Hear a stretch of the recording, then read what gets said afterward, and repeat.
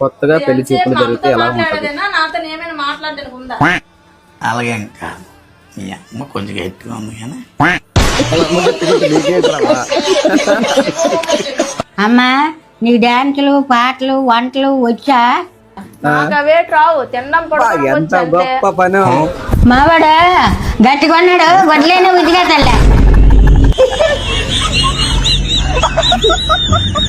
మన ఇద్దరం పెళ్ళి అయింది అనుకో, నచ్చారు అనుకో, చంపే కార్యక్రమం పెట్టుకోకో, అక్కడ కర్రెట్టి ఎవడు మనిషి ఉన్నట్టు దిగేద్దాం.